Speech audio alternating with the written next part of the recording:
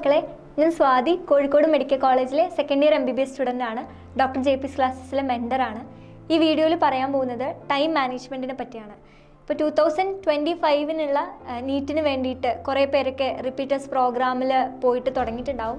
അപ്പോൾ ആദ്യത്തെ കുറച്ച് ദിവസമൊക്കെ നിങ്ങളുടെ ലൈഫിലുള്ള ഭയങ്കര ഡിഫിക്കൽട്ട് ഡേയ്സ് ആയിട്ടൊക്കെ തോന്നുന്നുണ്ടാവും. കാരണം ഇപ്പോൾ +1 +2 കഴിഞ്ഞിട്ട് നീറ്റിന് റിപ്പീറ്റ് ചെയ്യാൻ വേണ്ടിയിട്ട് പോയവർക്ക് എസ്പെഷ്യലി റിപ്പീറ്റേഴ്സിനൊക്കെ ഓൾറെഡി അറിയാം എന്തൊക്കെയാണ് റിപ്പീറ്റ് ചെയ്യുന്ന സമയത്ത് എങ്ങനെയൊക്കെയാണെന്ന്.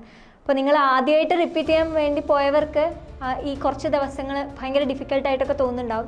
അതിൽ വലിയൊരു കാര്യമായിരിക്കും ടൈം മാനേജ്മെൻറ്റ്. നിങ്ങൾക്ക് ഇൻസ്റ്റിറ്റ്യൂട്ടിൽ ക്ലാസ്സസ് ഉണ്ടാവും, അത് കഴിഞ്ഞിട്ട് കിട്ടണ കുറച്ച് സമയത്തിൽ നിങ്ങൾക്ക് ഫുഡ് കഴിക്കാനുണ്ടാവും, അല്ലെങ്കിൽ അലക്കാനുണ്ടാവും, കുളിക്കാനുണ്ടാവും, ഇങ്ങനെ കുറേ സാധനങ്ങളൊക്കെ എടുത്തു വെക്കാനൊക്കെ ഉണ്ട്. ഇതൊക്കെ കഴിയുമ്പോഴേക്കും തന്നെ ഓൾമോസ്റ്റ് ഒരു ദിവസം കഴിയുന്നത് പോലെയൊക്കെ തോന്നുന്നുണ്ടാവും. ഇതിൻ്റെ ഇടയ്ക്ക് എങ്ങനെയാണ് ഈ ചേച്ചിമാർ ചേട്ടന്മാരൊക്കെ പറയുന്നത് പോലെ ഇത്രയും പഠിക്കുക അല്ലെങ്കിൽ ഇത്രയും ക്വസ്റ്റ്യൻസ് ചെയ്യാന്നൊക്കെ ഭയങ്കര ഡൗട്ട് ഉണ്ടാവും.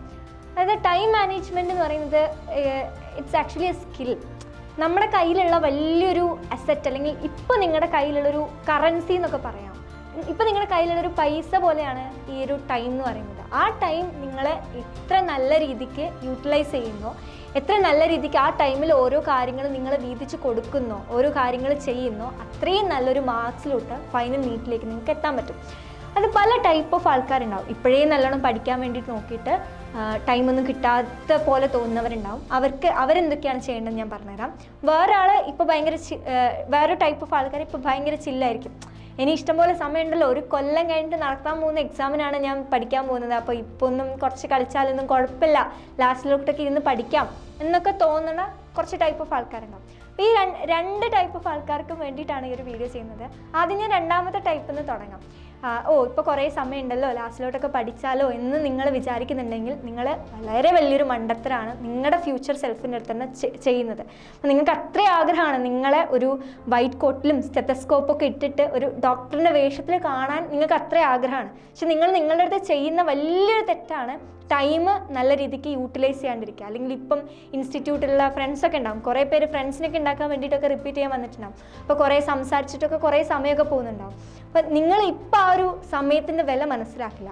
ലാസ്റ്റിലോട്ട് നിങ്ങൾക്ക് നല്ല മാർക്സിലോട്ടൊക്കെ എത്തും. പക്ഷേ കുറേ ചാപ്റ്റേഴ്സ് ഈ സമയത്തൊക്കെ പഠിപ്പിച്ച് പോയ കുറേ ചാപ്റ്റേഴ്സ് പെൻഡിങ് ഒക്കെ വരുന്ന സമയത്ത് അത് പഠിച്ചെടുക്കാൻ നിങ്ങൾക്ക് എല്ലാം ഉണ്ടാവും. നിങ്ങൾക്ക് എങ്ങനെ പഠിക്കണം എന്നറിയായിരിക്കും. നിങ്ങളൊരു വർഷം നല്ലോണം നീറ്റിന് വേണ്ടിയിട്ട് ക്വസ്റ്റ്യൻസ് ഒക്കെ ചെയ്തിട്ട് ആ ഒരു മാത്തമാറ്റിക്കൽ സ്കിൽസ് ഒക്കെ ഡെവലപ്പ് ചെയ്തിട്ടുണ്ടാവും, എല്ലാം ഉണ്ടാവും. പക്ഷേ നിങ്ങൾക്ക് ഇല്ലാണ്ട് പോകുന്നൊരു സാധനം അറ്റ് ലാസ്റ്റ് ടൈം ആയിരിക്കും.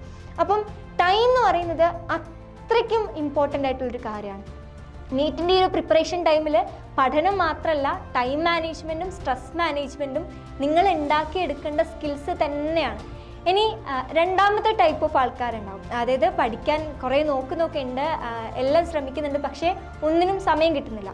അപ്പോൾ ഇനി ജനറലായിട്ട് പറയാം, നമ്മൾ ഒരു കാര്യം ചെയ്യേണ്ടതെന്ന് വെച്ചിട്ടുണ്ടെങ്കിൽ, ഇപ്പോൾ നിങ്ങൾക്ക് ഇൻസ്റ്റിറ്റ്യൂട്ടിൽ ഓൾറെഡി ടൈം ടേബിൾസ് ഒക്കെ തന്നിട്ടുണ്ടാവും. പിറ്റേ ദിവസം എന്തൊക്കെയാണ് അവിടെ ക്ലാസ്സസ് നടക്കാൻ പോകുന്നത്, എങ്ങനെയൊക്കെയാണ്, ഏതൊക്കെ ടോപ്പിക്സ് ആണെന്നൊക്കെ ഒരു ഐഡിയ ഓൾറെഡി കിട്ടിയിട്ടുണ്ടാവും. ടൈം ടേബിൾസ് അല്ലെങ്കിൽ ഷെഡ്യൂൾസ് ഒക്കെ കിട്ടിയിട്ടുണ്ടാവും. അപ്പോൾ നിങ്ങൾ തലേന്ന് രാത്രി ഉറങ്ങാൻ പോകുന്ന സമയത്ത് ഇന്നതൊക്കെയാണ് എനിക്ക് ക്ലാസ്സസ്, അപ്പോൾ ഞാൻ നാളെ രാവിലെ എത്ര മണിക്ക് എണീക്കും, ഞാൻ നാളെ രാവിലെ എന്തൊക്കെ ചെയ്യുന്ന ഒരു ഐഡിയ ഉണ്ടാക്കി വെക്കാം. ഞാൻ എങ്ങനെയായിരുന്നു ചെയ്യുന്നത് വെച്ചാൽ, ആ ഒരു ഐഡിയ ഉണ്ടാക്കി വെച്ചതിന് ശേഷം രാത്രി കിടക്കാൻ പോയിട്ട് പിറ്റേന്ന് രാവിലെ എണീച്ചിട്ട് രാവിലെ ഒരു 4:45 എണീക്കും. ഒരു 4:45 ഞാൻ എൻ്റെ വീഡിയോസിലൊക്കെ പറയാറുണ്ട്. രാവിലത്തെ കുറച്ച് ആക്ടിവിറ്റീസൊക്കെ കഴിഞ്ഞിട്ട് ഒരു 5:30യുടെ ഉള്ളിൽ ഞാൻ ഒരു കൃത്യമായിട്ടുള്ള ഞാൻ അന്ന് ചെയ്യാൻ പോകുന്ന എല്ലാ കാര്യങ്ങളും ഇൻക്ലൂഡ് ചെയ്തിട്ടൊരു പ്ലാൻ ഉണ്ടാക്കിയിരുന്നു. ആ ഒരു പ്ലാൻ അല്ലെങ്കിൽ ഡെയിലി ഇങ്ങനെ ടൈം ടേബിൾ ഉണ്ടാക്കുന്ന എൻ്റെ ഒരു സ്വഭാവം എനിക്കുണ്ടായിരുന്ന എല്ലാ ടൈമും ഫുൾ നീറ്റിന് വേണ്ടിയിട്ട് കൊടുക്കാൻ എനിക്ക് പറ്റിയിട്ടുണ്ട്. ഞാൻ വേറൊരു കാര്യത്തിനും ഡീവിയേറ്റ് ആയി പോയിട്ടില്ല. അല്ലെങ്കിൽ ഉണ്ടായ സമയം കുറേ സമയം ഇങ്ങനെ ഫ്രണ്ട്സിൻ്റെ അടുത്തൊക്കെ സംസാരിച്ചിട്ടോ അല്ലെങ്കിൽ ഇങ്ങനെ വെറുതെ ഇരുന്നിട്ടോ ഒന്നും ഞാൻ നശിപ്പിച്ചിട്ടുണ്ടായിരുന്നില്ല. എനിക്കുണ്ടായിരുന്ന ടൈം നല്ല രീതിക്ക് യൂട്ടിലൈസ് ചെയ്യാൻ ഈ ഒരു ടൈം ടേബിൾസ് അല്ലെങ്കിൽ പ്ലാൻ ഉണ്ടാക്കുന്ന സ്വഭാവം എന്നെ സഹായിച്ചിട്ടുണ്ട്. ഇനി ചിലപ്പം പ്ലാൻ ഉണ്ടാക്കാൻ അങ്ങനെ പ്ലാൻ ഉണ്ടാക്കി പഠിക്കാൻ പറ്റാത്തവരുണ്ടാവും. അവർ നിങ്ങളുടേതായിട്ടുള്ള രീതിയിൽ ടൈം മാനേജ് ചെയ്തിട്ട് കൊണ്ടുപോകാൻ നോക്കാം. അപ്പോൾ രാവിലെ എണീക്കുന്ന ആൾക്കാരുണ്ടാവും, രാവിലെ നേരത്തെ എണീച്ച് പഠിക്കുന്നവരുണ്ടാവും, രാത്രി ലേറ്റായിട്ടിരുന്ന് പഠിക്കുന്നവരുണ്ടാവും. നിങ്ങൾ ഏത് ടൈപ്പ് ഓഫ് ആൾ വേണമെങ്കിലും ആയിക്കോട്ടെ, നിങ്ങൾക്ക് പറ്റിയ രീതിക്കുള്ള ഒരു ടൈം ടേബിൾ ഉണ്ടാക്കാൻ നോക്കുക. പിന്നെ പലരും ചെയ്യുന്നൊരു മണ്ടത്തരാണ്, ടൈം കൂടുതൽ കിട്ടാൻ വേണ്ടിയിട്ട് നമ്മൾ എന്താ കുറയ്ക്കുക, ഉറക്കം കുറയ്ക്കും. അപ്പോൾ ഉറക്കം കുറച്ചിട്ട് കൂടുതൽ സമയം കിട്ടുമല്ലോ. ചിലരൊക്കെ 6 മണിക്കൂർ ഉറങ്ങുന്നത്, അപ്പം 6 മണിക്കൂർ ഉറങ്ങണ്ട, 3 മണിക്കൂർ ഉറങ്ങാം, എന്നാൽ 3 മണിക്കൂർ പഠിക്കാൻ വേണ്ടി കിട്ടുമല്ലോ എന്ന് വിചാരിക്കും. അത് നിങ്ങൾ ഈ ഒരു നീറ്റിൻ്റെ പ്രിപ്പറേഷൻ ജേർണിയിൽ ഒരിക്കലും ചെയ്യാൻ പാടില്ലാത്തൊരു കാര്യമാണ്. കാരണം പഠനം എത്രത്തോളം ഇമ്പോർട്ടൻ്റ് ആണോ ഏകദേശം അത്രത്തോളം തന്നെ ഇമ്പോർട്ടൻ്റ് ആയിട്ടുള്ളൊരു കാര്യമാണ് സ്ലീപ്പ് അല്ലെങ്കിൽ ഉറക്കം എന്ന് പറയുന്നത്. നമ്മുടെ ബ്രെയിൻ അത്രമാത്രം ഹാർഡ് വർക്കിംഗ് ആണ്. രാവിലെ മുതൽ രാത്രി വരെ ക്ലാസ്സിലിരിക്കുന്നുണ്ട്, വീട്ടിലിരുന്നിട്ട് പഠിക്കുന്നുണ്ട്, റിവൈസ് ചെയ്യുന്നുണ്ട്, ക്വസ്റ്റ്യൻസ് ചെയ്യുന്നുണ്ട്, ഒക്കെ ചെയ്യുന്നുണ്ട്. എന്നിട്ട് ഇത് ജസ്റ്റ് ഒരു 1 or 2 days അല്ലെങ്കിൽ ഒരു ജസ്റ്റ് ഒരു ബോർഡ് എക്സാമിനെ പോലെ ഒരു മാസം അല്ലെങ്കിൽ ഒരു 2 മാസം പഠിച്ചിട്ട് തീരുന്ന കാര്യമല്ല. ഒരു വർഷം നിങ്ങളിരുന്ന് ഹാർഡ് വർക്ക് ചെയ്യാൻ വേണ്ടി പോവുകയാണ്. അപ്പോൾ ഒരു വർഷത്തേക്ക് വേണ്ടിയിട്ടുള്ളൊരു ലോങ് ടേമിലാണ് നിങ്ങൾ ഈ ഒരു നീറ്റിൻ്റെ റിപ്പീറ്റ് ചെയ്യുന്ന സമയത്ത് കാണേണ്ടത്. അപ്പോൾ ഒരിക്കലും ഉറക്കം കുറച്ചിട്ട് കൂടുതൽ സമയം ഉണ്ടാക്കുക എന്നുള്ള കാര്യം ഒരിക്കലും നിങ്ങളെ ഹെൽപ്പ് ചെയ്യാൻ പോകുന്നില്ല.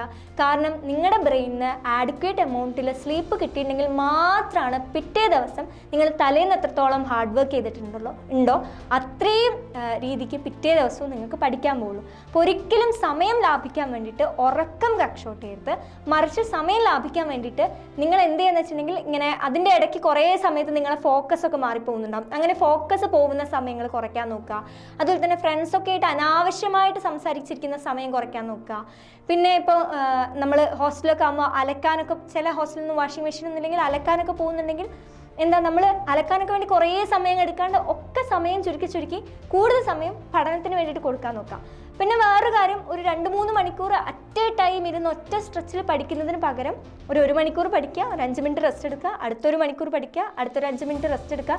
ഇങ്ങനെ രീതിക്കൊരു പോമഡോറോ ടെക്നിക്കൊക്കെ യൂസ് ചെയ്തിട്ട് പഠിക്കുകയാണെങ്കിൽ നിങ്ങളുടെ കയ്യിൽ ഉള്ള സമയം കുറച്ചുകൂടെ എഫക്റ്റീവായിട്ട് നിങ്ങൾക്ക് പഠിക്കാൻ വേണ്ടിയിട്ട് പറ്റുന്നതായിരിക്കും. വേറൊരു കാര്യം, എക്സാം ടൈമിലുള്ള ടൈം മാനേജ്മെൻ്റ് ആണ്. അപ്പോൾ ഇനീഷ്യലി നിങ്ങൾ ഇപ്പോൾ റിപ്പീറ്റേഴ്സ് പ്രോഗ്രാം സ്റ്റാർട്ട് ചെയ്തിട്ടേ ഉണ്ടാവുള്ളൂ. എനിക്കറിയാം ഭയങ്കര ഡിഫിക്കൽട്ടായിട്ടുള്ള സമയമാണ്, എല്ലാം കൂടെ മാനേജ് ചെയ്ത് പോകാനൊന്നും പറ്റാത്ത പോലെയൊക്കെ തോന്നുന്നുണ്ടാവും. അതിൻ്റെ ഇടയ്ക്ക് ഹോം സിക്നെസ്സും ഒക്കെ വരുന്നുണ്ടാവും. പക്ഷേ ഇനീഷ്യലി ഇതെല്ലാവർക്കും ഉള്ള കാര്യമാണ്. ഇനി നിങ്ങൾ ഈ ഒരു കാര്യത്തെ എങ്ങനെ ഹാൻഡിൽ ചെയ്യുന്നു, ഈ ഒരു സ്ട്രെസ്സും അല്ലെങ്കിൽ പഠിക്കാനുള്ള ടോപ്പിക്സും കാര്യങ്ങളും സമയവും ഒക്കെ നിങ്ങൾ എങ്ങനെ ഹാൻഡിൽ ചെയ്യുന്നു എന്നനുസരിച്ചിരിക്കും ഫൈനൽ നീറ്റിൻ്റെ മാർക്ക് എന്ന് പറയുന്നത്. അപ്പോൾ അതിൽ എക്സാമിൻ്റെ സമയത്ത് ഇപ്പോൾ പലർക്കും ഫിസിക്സിലെ ക്വസ്റ്റ്യൻസ് ഒന്നും ചെയ്യാൻ പറ്റിയെന്ന് വരില്ല. പക്ഷെ അതൊക്കെ സ്വാഭാവികമാണ്. നിങ്ങൾ ഡെയിലി പ്രാക്ടീസ് ചെയ്തുകൊണ്ടേയിരിക്കുക. ഇങ്ങനെ പ്രാക്ടീസ് ചെയ്ത് അറ്റ് ലാസ്റ്റ് നീറ്റ് എക്സാം ആകുമ്പോഴേക്കും എല്ലാവർക്കും നല്ല രീതിക്ക് മാർക്ക് സ്കോർ ചെയ്യാൻ പറ്റുന്ന രീതിക്ക് എന്തായാലും ആക്കിയെടുക്കാൻ പറ്റുമെന്നറിയാം. അപ്പോൾ എക്സാം എഴുതുന്ന സമയത്ത് അത് 2 റൗണ്ടിൽ എഴുതാൻ നോക്കുക. എല്ലാം ഒറ്റ സ്ട്രെച്ചിൽ എഴുതി പോകേണ്ട, നിങ്ങൾക്ക് വേഗം ആൻസർ ചെയ്യാൻ പറ്റുന്ന, ഒരു ലെസ് ദാൻ 1 മിനിറ്റിൽ ആൻസർ ചെയ്യാൻ പറ്റുന്ന അത്രയും ഈസി ക്വസ്റ്റ്യൻസ് ഒക്കെ ആദ്യം ചെയ്തു പോവുക. ചെയ്യാൻ പറ്റാത്തത് റൗണ്ട് ചെയ്തിടുക. എന്നിട്ട് രണ്ടാമത്തെ റൗണ്ടിൽ വന്നിട്ട് ഈ ചെയ്യാൻ പറ്റാത്ത നിങ്ങൾ റൗണ്ട് ചെയ്തിട്ട ക്വസ്റ്റ്യൻസ് ഒക്കെ ചെയ്യാൻ വേണ്ടി നോക്കുക. പല ടോപ്പേഴ്സും അങ്ങനെയാണ് ചെയ്തിട്ടുള്ളത്. ഞാൻ അങ്ങനെയായിരുന്നു. പിന്നെ ഞാൻ എൻ്റെ മെഡിക്കൽ കോളേജിലെ ഫ്രണ്ട്സിൻ്റെ അടുത്തൊക്കെ ചോദിക്കുന്ന സമയത്ത് ഓൾമോസ്റ്റ് എല്ലാവരും അങ്ങനെ ആ ഒരു രീതിക്കാണ് എക്സാംസ് എഴുതിയിട്ടുണ്ടായിരുന്നത്. അപ്പോൾ നല്ല രീതിക്ക് ടൈമൊക്കെ മാനേജ് ചെയ്ത് അതുപോലെ തന്നെ സ്ട്രെസ്സ് മാനേജ് ചെയ്യുക. ഓവർ ഇങ്ങനെ അയ്യോ എന്നെ കൊണ്ട് ഇപ്പോഴേ ഒന്നും പറ്റുന്നില്ലേ എന്നൊക്കെ പറഞ്ഞിട്ട് ടെൻഷൻ അടിച്ച് നിൽക്കാണ്ട് ഭയങ്കര കൂളായിട്ട് ഭയങ്കര ഹാപ്പി ആയിട്ട് പോസിറ്റീവായിട്ടിരുന്ന് പഠിക്കുക. എപ്പോഴും മനസ്സിൽ ആ ഒരു സ്റ്റെത്തസ്കോപ്പും വൈറ്റ് കോട്ടും ഒക്കെ മനസ്സിൽ സങ്കല്പിക്കുക. ഞാൻ ഇപ്പോഴും പറയാണ്, ഞാനിപ്പോൾ MBBS കയറിയിട്ട് 2 കൊല്ലമായി. ബട്ട് സ്റ്റിൽ എനിക്ക് ഈ സ്റ്റെത്തും വൈറ്റ് കോട്ടും എന്നൊക്കെ പറയുന്നത് it's so special for me. അത്രയും സ്പെഷ്യലാണ്. അപ്പോൾ അതൊക്കെ മനസ്സിലാലോചിക്കുക, നിങ്ങളുടെ ഡ്രീം മുറുകെ പിടിക്കുക. എന്തായാലും അറ്റ് ലാസ്റ്റ് നീറ്റ് 2025 എഴുതുന്ന സമയത്ത് നല്ലൊരു മെഡിക്കൽ കോളേജിൽ MBBS സീറ്റ് കിട്ടട്ടെ എന്ന് ആത്മാർത്ഥമായിട്ട് പ്രാർത്ഥിക്കുന്നു. അപ്പോൾ ഓൾ ദ ബെസ്റ്റ് മക്കളെ. ടാറ്റ.